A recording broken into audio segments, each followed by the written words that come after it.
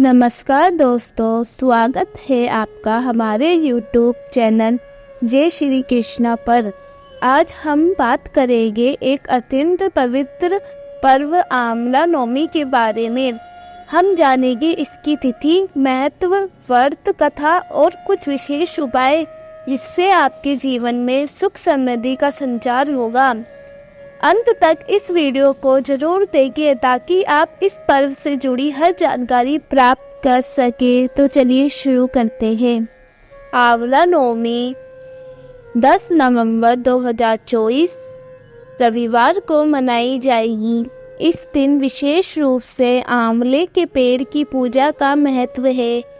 यह पर्व कार्तिक मास के शुक्ल पक्ष की नवमी को मनाया जाता है। धार्मिक मान्यता के अनुसार ये दिन भगवान विष्णु और माँ लक्ष्मी को अत्यंत प्रिय है। क्या आप जानते हैं आंवला नवमी को अक्षय नवमी भी कहा जाता है। इस दिन आंवले के वृक्ष की पूजा करने से संतान सुख, दीर्घायु और संपत्ति की प्राप्ति होती है। मान्यता है कि इस दिन किए गए पुण्य कार्यों का फल अक्षय होता है। अब आइए जानते हैं आंवला नवमी की व्रत कथा। एक राजा था, उसका प्रण था वे रोज 1.25 मन आंवले दान कर कर ही खाना खाता था। इससे उसका नाम आंवलिया राजा पड़ गया। एक दिन उसके बहू बेटे ने सोचा कि राजा इतने सारे आंवले रोजाना दान करते हैं, इस प्रकार तो एक दिन सारा खजाना खाली हो जाएगा।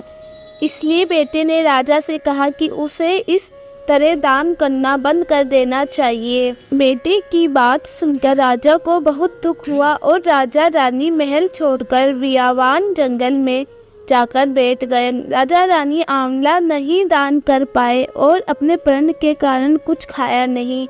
जब भूखे प्यासे 7 दिन हो गए तब भगवान ने सोचा कि यदि मैंने इनका प्रण नहीं रखा और इनका सत्य नहीं रखा तो विश्वास चला जाएगा। इसलिए भगवान ने जंगल में ही एक महल, राज्य और बाग बगीचे सब बना दिए और ढेरों आंवले के पेड़ लगा दिए। सुबह राजा रानी उठे तो देखा कि जंगल में उनके राज्य से भी दुगना राज्य बसा हुआ है।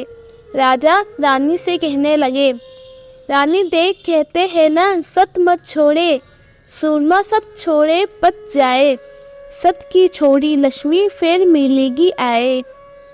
आओ ना धोकर आंवला दान करे और भोजन करे। राजा रानी ने आंवले दान कर कर खाना खाया और खुशी खुशी जंगल में रहने लगे।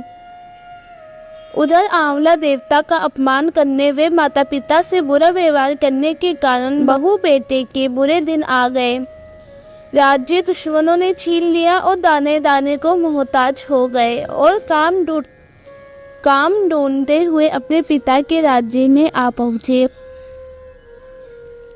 उसकी हालत इतने बिगड़े हुए थे कि पिता ने उन्हें बिना पहचाने हुए काम पर रख लिया। बेटे बहू सोच भी नहीं सकते थे कि माता पिता इतने बड़े राज्य के मालिक हो सकते हैं। सो उन्होंने भी अपने माता पिता को नहीं पहचाना। एक दिन बहू ने सास के बाल गूंथते समय उनकी पीठ पर मस्सा देखा।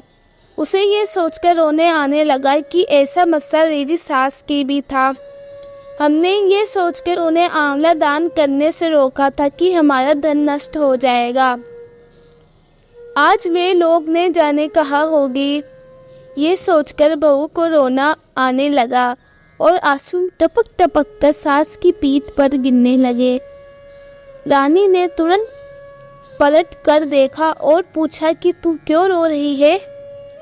उसने बताया, आपकी पीठ जैसा मस्सा मेरी सास की पीठ पर भी था। हमने उन्हें आंवला दान करने से मना कर दिया था, इसलिए वे घर छोड़कर कहीं चले गए। तब रानी ने उन्हें पहचान लिया, सारा हाल पूछा और अपना हाल बताया। अपने बेटे बहू को समझाया कि दान करने से धन कम नहीं होता बल्कि बढ़ता है। बहू बेटे भी अब सुख से राजा रानी के साथ रहने लगे। हे भगवान, जैसा राजा रानी का सत रखा वैसा सबका सत रखना, कहते सुनते सारी परिवार का सुख रखना। आंवला नवमी के विशेष उपाय।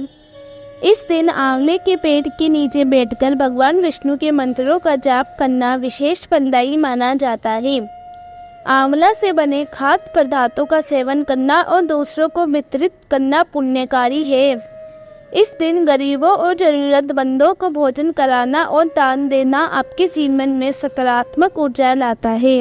आज की वीडियो यही समाप्त होती है। अगर आपको ये जानकारी पसंद आई हो तो हमारे चैनल को लाइक, शेयर और सब्सक्राइब करना ना भूलें।